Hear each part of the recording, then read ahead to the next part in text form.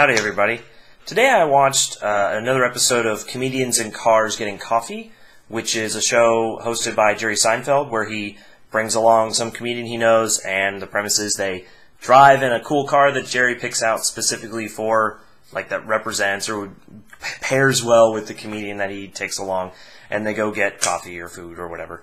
And yeah, I usually enjoy the episodes, and I mean I have pretty much every time.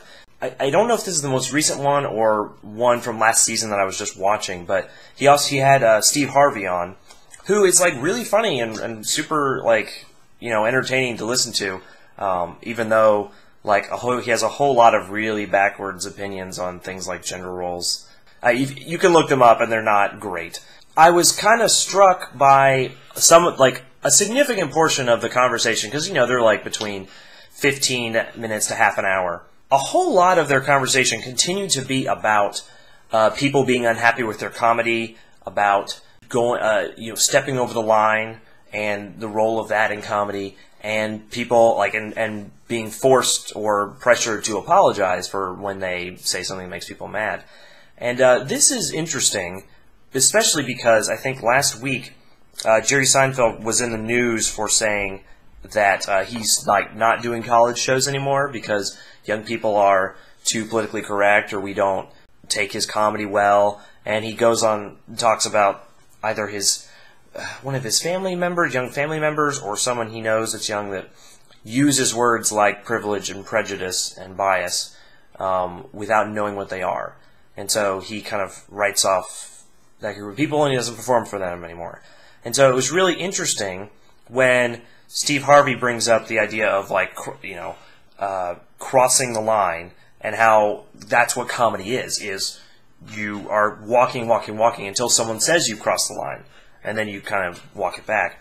And Jerry responds to this by saying that the only police he needs is his audience. The only people that tell him that something is wrong is the audience when they don't laugh or when a joke doesn't work. And I thought that to be a very interesting thing to say in light of what I just talked about from what he said last week. And does it sound like hypocrisy to say I can't perform for these people because they don't take my jokes or they'll reject them, versus the audience will tell me what I'm supposed to do? Is that a hypocrisy? And I can see a way that he can fit those two things together.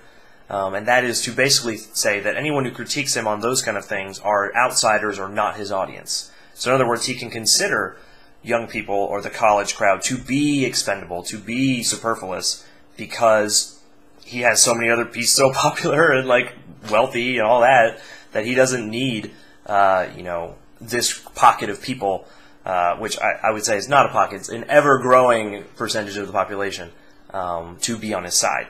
So I can see how those two things fit together, but it does seem a bit, if not at odds, maybe short-sighted. I don't see how this lasts. And by the way, I don't even know what Jerry Seinfeld has said that is objectionable. There's nothing that I know of that he has done, but I also don't, I haven't seen him do stand-up, so I don't know. But yeah, I really don't know quite how this lasts, to be able to write off a group in order to, keep doing the comedy you want to do, versus actually do what Jerry said in the Comedians in Cars Getting Coffee episode, which was, the audience will tell me if they reject something, that'll tell me that it's not worth doing anymore, or it's not right. At least for now, for certain groups, he's willing to just say, I will not perform for you, rather than actually change. And which, of course, is his choice. Yeah, and later on, when they're actually eating, and Steve Harvey and him talk about, it feels like, because they're both, television stars who are wealthy and very successful, it feels a little bit like whining. But I mean, and maybe that's I don't know if that's unfair or not, but that's the way it comes off when I think about the consequences of the positions they're taking.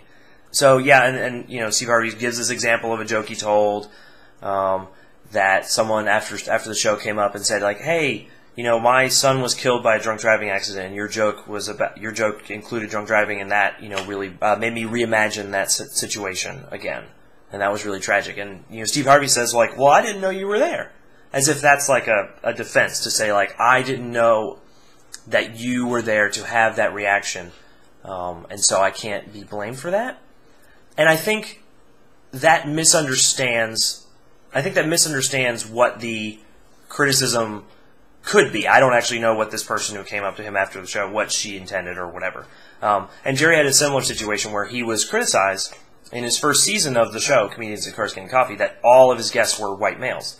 And Jerry was like, I didn't even notice. That was his response. And then he brings up kind of a humorous example of, if I had a bunch of people over for dinner and they were all white, no, it would be weird if someone came by and was alarmed by this or thought, like, what is this, some kind of meeting of the Klan? Like, that's right. That is a little ridiculous to presume that, but that's also not the point. And I think both of them miss the point, which is not thinking about it, as Jerry said, and not considering what could be out there for that audience, like in his audience, as Steve Harvey said. That is the point. Now, this is not to say that he should avoid all things having to do with drunk driving, but I think the way he responded to that and presented his answers on the show is a bad precedent, and this is not the way I would approach it. As someone who isn't a comedian, I don't. This is not me giving advice. I don't know much, but this is how I perceive how we should. I mean, these are the ways that I manage social interactions. This is the way I think about how to approach certain topics in conversation, in making jokes about this kind of stuff. Because while I'm not a stand-up, maybe some people consider me slightly humorous. Yeah, and so again, like when he was when Seinfeld was accused of not having anything other than white men as his guests in the first season. So it's also of note that that changed in the following seasons. And also, again, he was telling this joke, so it's not meant, I'm sure, to be his major point. But this is how he chose to present the argument. It is about how you didn't notice.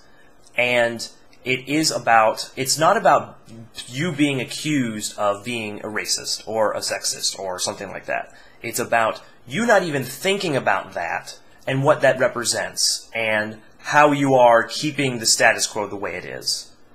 And it's about, when people ask you that question, they're asking if you're willing to take on the burden of trying to correct some of those things, or if you're just going to go along with it and, with no regard to it. Because I think the way things are moving, you are not going to be as well received if you continue to just be like, I don't even care, I don't even notice. That's not as good of an answer anymore, because everyone is aware of this, and you just can't be apathetic to it. And on the Steve Harvey situation, right, it's not to say that he can't tell jokes about drunk driving. That's not my opinion. But it is worth considering what topics affect such a wide group of people in the population, or affect people so egregiously, even if it's a smaller group, that you might not want to tell jokes about that. You might not want to assume everyone's going to be on board with something like that. Because, no, you can't avoid everything that any single person will be offended by, right? Yes, South Park did a whole episode about that, right? I know, we get it. If someone had a traumatic event involving helium balloons, you don't suddenly stop telling or ever mentioning helium balloons because one person had some traumatic event with them. You don't. It is the unfortunate case that, they have to take that burden of enduring it because it's such a weird niche thing that in common conversation, it's kind of impossible to cater to and avoid every single sensitive subject that every single person has. But there are certain subjects that are so widely bad and acutely severe, like causing very severe, significant reactions in people, that it's worth treating those with respect and care. And I don't see how that's very controversial. I think people perceive that if you accept that premise, that suddenly it, goes all the way into never getting to talk about balloons anymore because someone had a bad situation. I enjoyed the episode besides that, I guess, but I guess this is the stance of some folks who aren't privy to this, or who aren't necessarily on board with a lot of the opinions coming up with younger people. So those are my quick thoughts on that. So that's it. Guess I'll see you guys. Bye.